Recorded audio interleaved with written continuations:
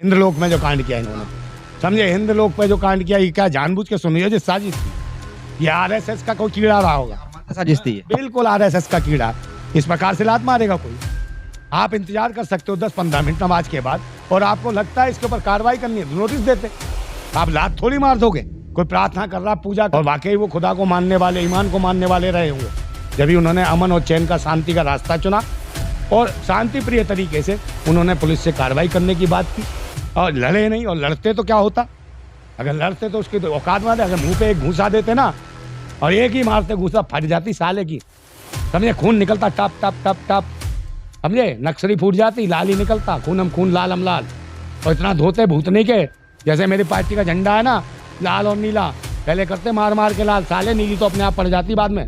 हाँ, मेरी बात सुन लो, गुस्सा आती है सिर्फ जो भाईचारे पे नफरत बढ़ाओ। सुरक्षाकर्मी का काम क्या है? सुरक्षा करना है, रात मानना है।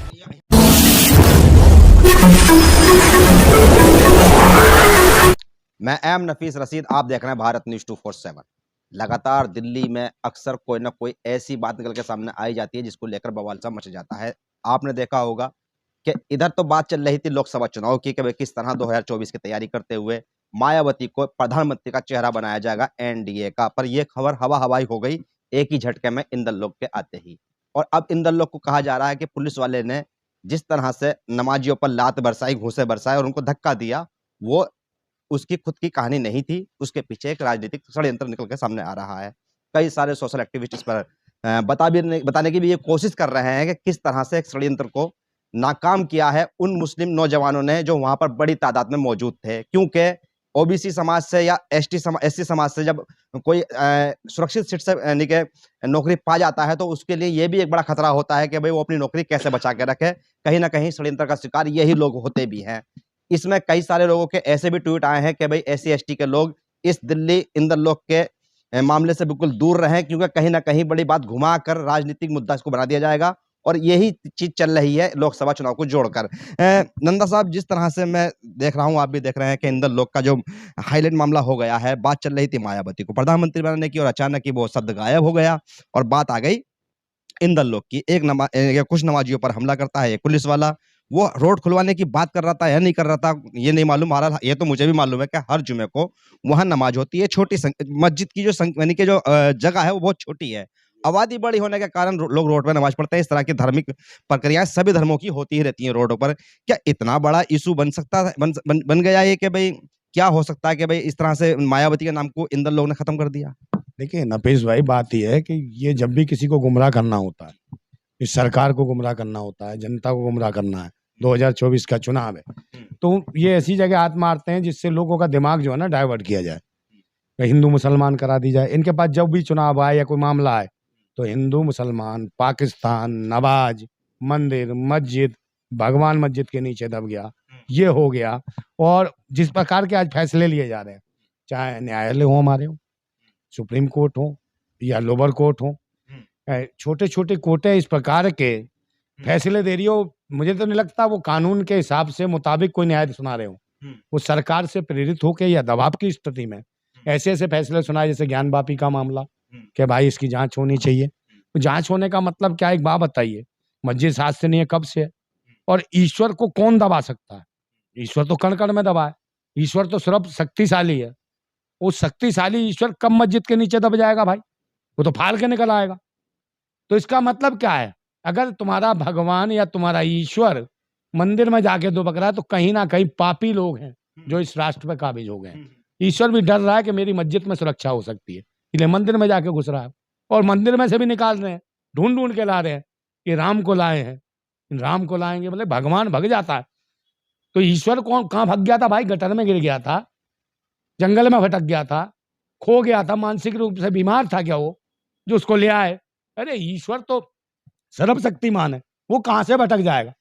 वो दुनिया को लाया है इस दुनिया में, समझे नहीं? तुम उसको ले आए खोज के, तो मजाक नहीं है धर्म का, ये मजाक उड़ा रहा है प्रधानमंत्री धर्म का। और रही बात इसकी, जो इंद्रलोक में जो कांड किया इन्होंने, समझे, इंद्रलोक पे जो कांड किया, ये क्या जानबूझ के सुनियोजित साजिश थी? ये आरएसएस का कोई कीड़ा रहा होगा, साजिश थी ये। बिल्कुल आरएसएस का कीड़ा। इस प्रकार से लात मारेगा कोई? आप इंतजार कर सकते हो 10-15 मिनट नमाज के बाद, और आपको लगता है इसके ऊपर कार्रवाई करनी है, तो नोटिस देते। आप लात थोड़ी मार दोगे। कोई प्रार्थना कर रहा है, पूजा कर रहा है। कल पूरे दिन शिवरात्रि का दिन था, जगह जगह भंडारे होते रहे, सब लोग खुश थे।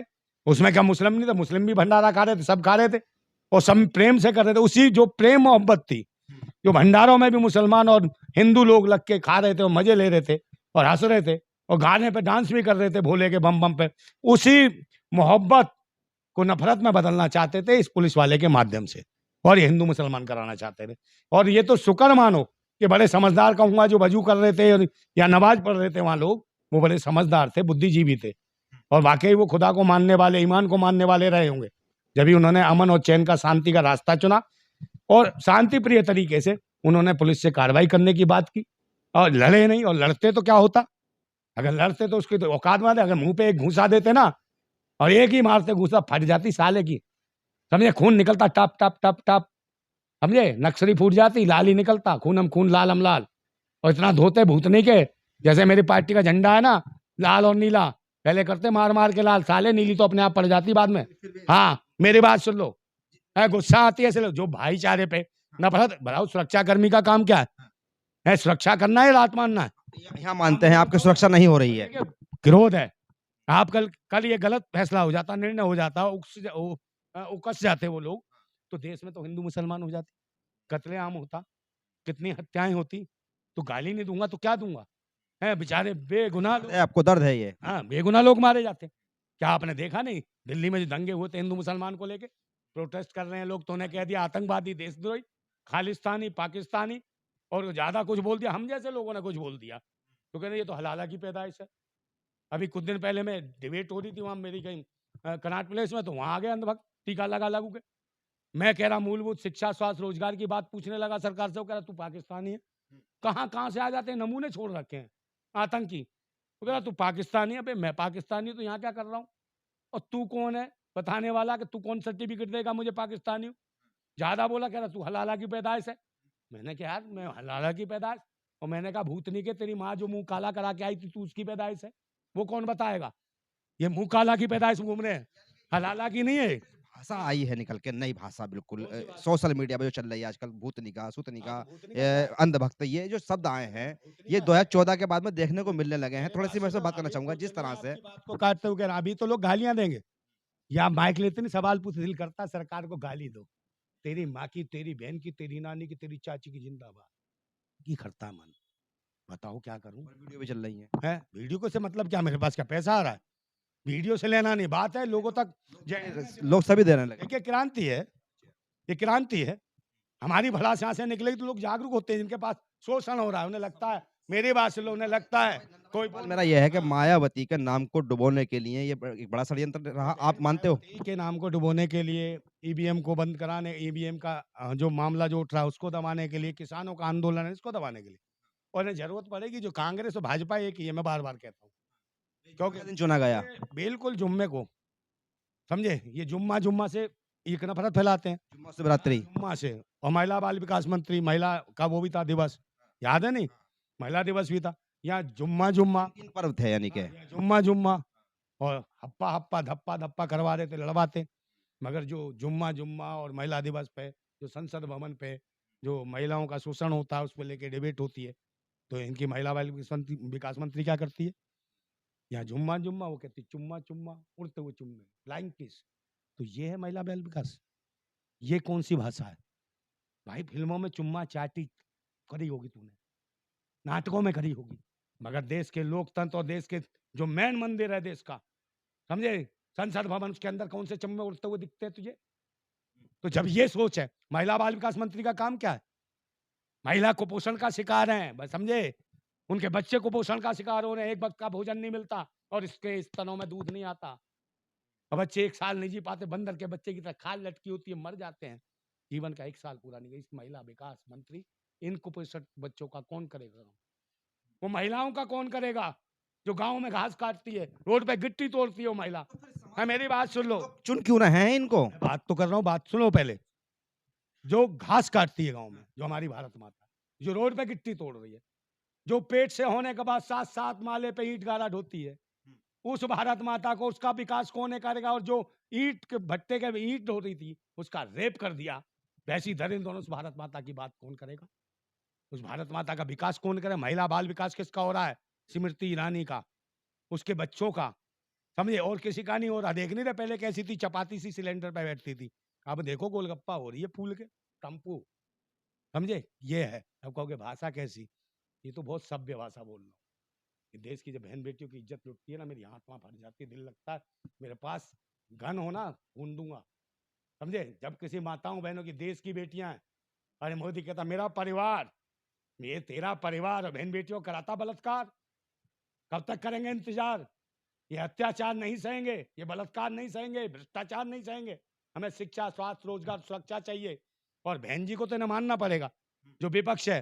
प्रधानमंत्री की दावेदार करो बहन मायावती को, तभी इनको हम कहीं ना कहीं हरा सकते हैं, क्योंकि ये तो ईवीएम से लूट रहे हैं। और ईवीएम का मुद्दा उठाते रहो। राहुल गांधी क्यों नहीं ईवीएम उठा रहा? आप मुझे बताओ ना। बहुजनों की कर लें, जो बहुजनों के कई सारे संगठन है, आप भी संगठन चलाते हैं, आप भी पार्टी चलाते हैं, तो आप लोग कब मायावती के नाम पे इकट्ठा तो नहीं हो रहे हैं आप? बहुजन बहुजन समाज में कई सारे संगठन, समाज कहाँ है? हर बहुजन आदमी कह रहा मेरा समाज बहुजन मेरा संगठन बहुजन समाज का संगठन। अन्य भारतीय समाज को बहुजन मत कहा करो। भारतीय समाज, भारत के रहने वाले लोग। बहुजन भी तो भारत के रहने वाले होते हैं। कौन बहुजन? सब कोई बहुजन का बहुजन का मतलब सब। अरे बहुजन का मतलब बना दिया अलग। बहुजन का मतलब होता है बहुसंख्यक। भारतवासी बहुसंख्यक है भारत में। मेरे बात बहुसंख्यक ही तो हैं। बोलने वासी, हम तो सीधे कह रहे हैं भारतीय। तो भारतीय, भारतीय जो है, भारतीय की लड़ाई है।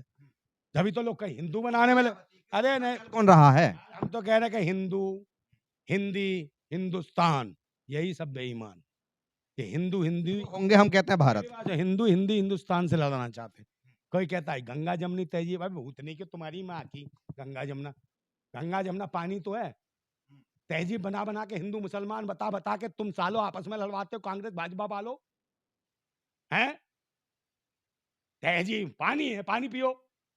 कौन सी तहजीब है उसमें? उसी में रेप करते, बलात्कार, फिर पाप करने धो लेते हो। भूतनी क्यों? सबसे ज्यादा गंगा को तो तुमने गंदा कर रखा है। सारे दुनिया के पाप यही पाखंडी ढोंगी उसी में धुलवाते हैं। कुकर्म करेंगे और धुलवाएंगे तो गंगा साफ कहां से होगी?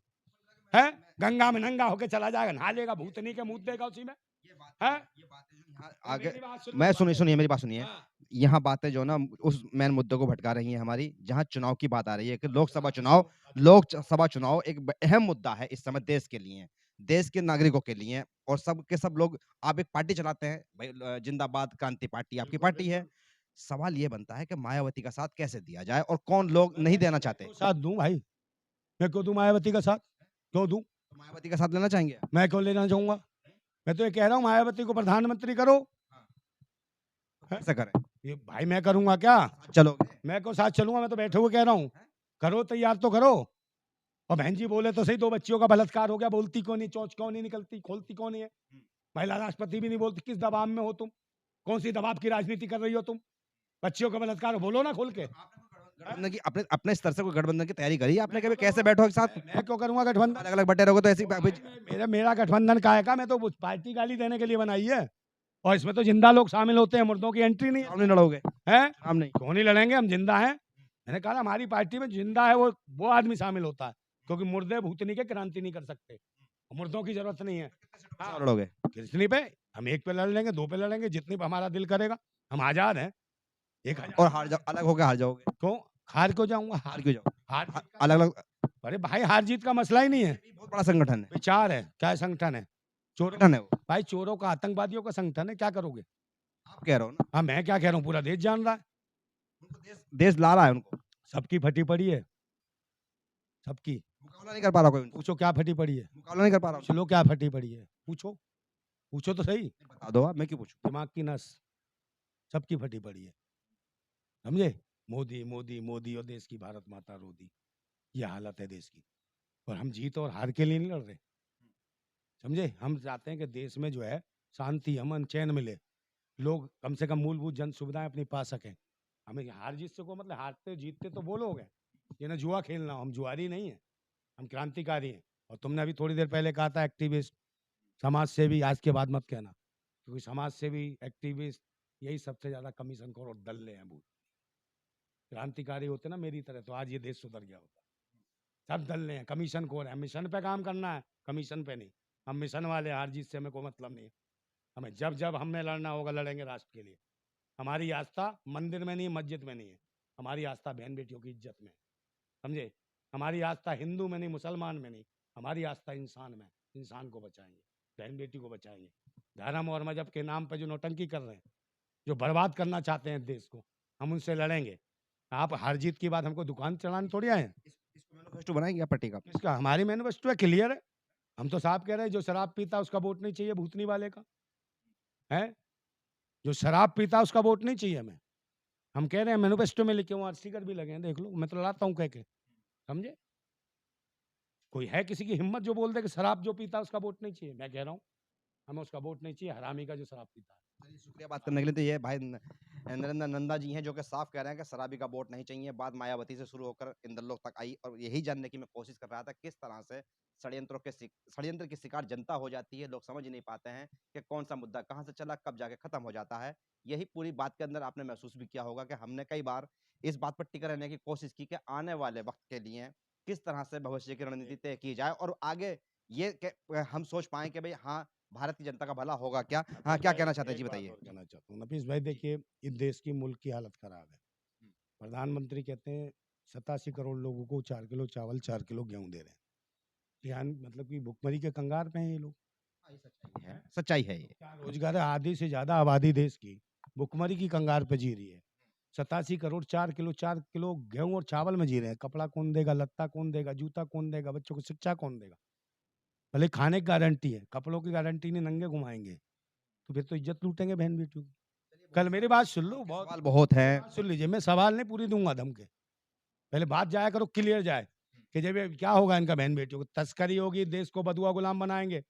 जैसे साउथ अफ्रीका में लोगों की मानव तस्करी हुई, गुलाम बेचे जाते थे, ऐसे ही भारत से गुलाम बेचे जाएंगे, महिलाएं बेची जाएंगी। और ये जवाब दे भारतीय जनता पार्टी नरेंद्र मोदी गुजरात मॉडल की, कि 45,000 गुजरात से जो महिलाएं गायब हुई, कहाँ भेजी, कौन से शेखों को भेजी, कौन से अरब में भेजी, किन मुल्लों के पास भेजी तुमने, वो कहाँ सप्लाई करी?